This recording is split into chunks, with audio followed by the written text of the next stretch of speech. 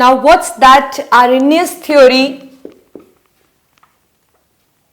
Arrhenius theory of electrolytic dissociation, right? So now we are going to study about this theory, right? So what Arrhenius summed up in this theory, it was that he said that when electrolyte is dissolved in water, it's split up into ions, right? For example, I take an electrolyte AB. So what happens when AB is dissolved in water?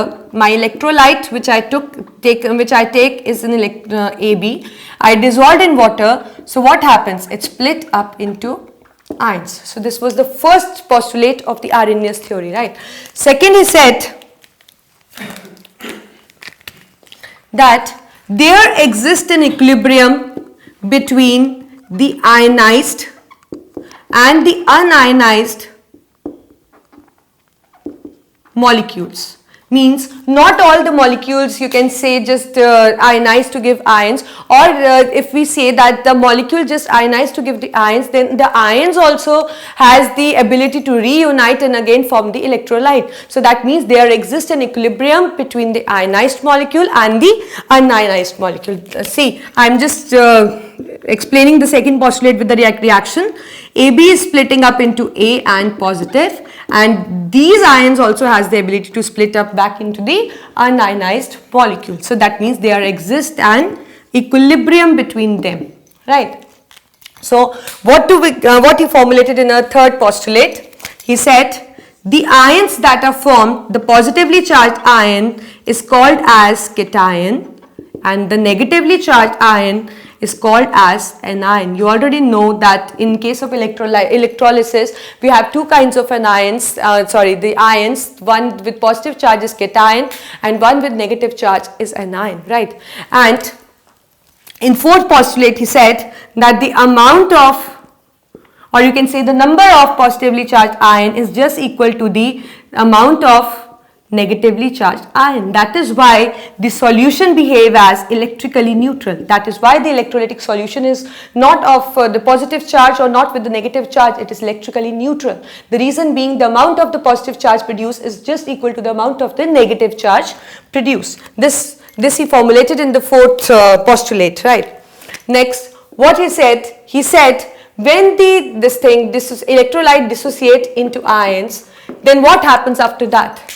These ions just move to the oppositely charged electrode. You know that there is cathode and anode. Anode is positively charged electrode and cathode is a negatively charged electrode. These are the electrodes which are present in the voltmeter or electrolytic cell. You know that. So what happens after the formation of ions? These positively charged ion has a tendency to move to a negatively charged electrode, that is cathode. And the negatively charged ion has a tendency to move on the positively charged electrode that is anode.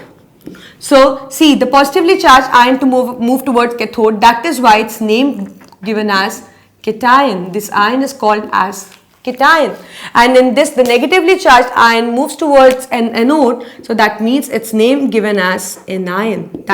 That is the reason. See, the anode is the positive terminal, but anion is the ion with the negative charge, right? And similarly, cathode is you can say the positive negative electrode, but the ion that moves toward is a positively charged ion. That is why, because the oppositely charged ion just move to the oppositely charged electrode, right? So what they do on reaching there? So there occur few reactions. He said, like at cathode, the cation moves towards cathode, you know that. So what happens? It has positive charge. Positive charge means it is deprived of the electron. So what it will do? It will just gain its electron back. So how many positive charge are present? That much of electron it is going to gain back. And gaining of electron is somehow called as reduction. That means on cathode what will occur? Reduction will occur, right? That means the gaining of electron back, and it will turn from the charged ion to an atom, right? So this is the primary process, we say. It is a primary process which occur in the case of electrolysis, right? And what happens on an anode, The anion move towards anode, that is B negative. Negative means it has already taken the electron, and now what it will do on reaching the anode, it will just lose that electron which it has taken earlier. So 1 negative means it has taken 1 electron, so it will minus I am putting because it is now losing that electron which it gained earlier. See, so now after losing it will form again the atom. The ions are getting converted into the ion, and loss of electron is called as oxidation. So oxidation and reductions are occurring at the different electrodes, and that is the reduction at cathode and oxidation at anode, right? So this is again is a primary process. So this is just conversion of ion into atoms, but somehow we can get to see the formation of molecule as well, because if there are some atoms formed which do not exist in nature as monatomic, so that means the atoms will going to combine and they will form a compound like it exists in nature, diatomic or triatomic, something like that. So if I say that B has a tendency to exist as B2, so what it will do, two B's will start combining and will form the B2. Right, a molecule will be formed. So this is a secondary process.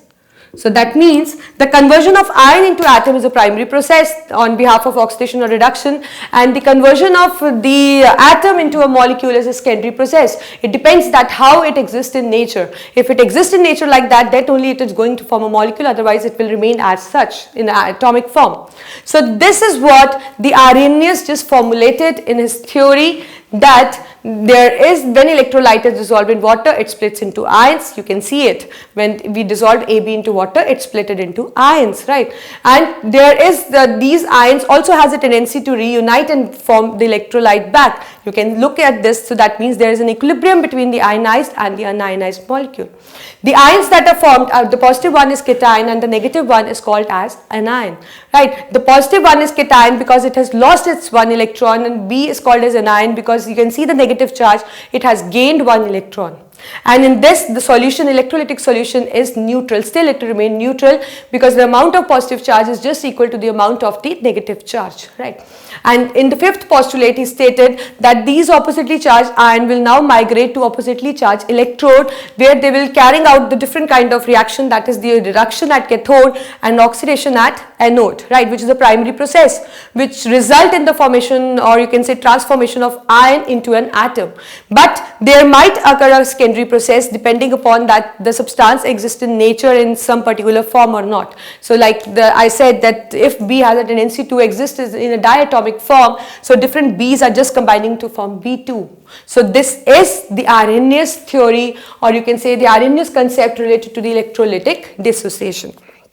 Right. Now, what are the evidences based on the Arrhenius theory of this thing? Electrolytic dissociation means what you get to see, what results you get to see on the basis of this theory. We get to see the electrolysis.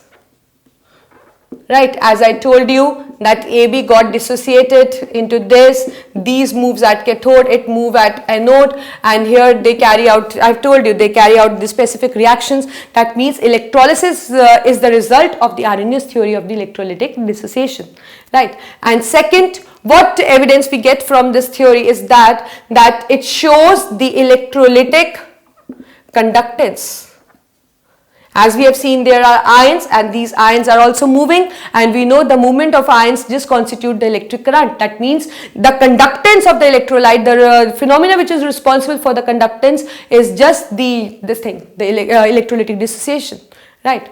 The third evidence comes from that on dilution, the conductance just increase.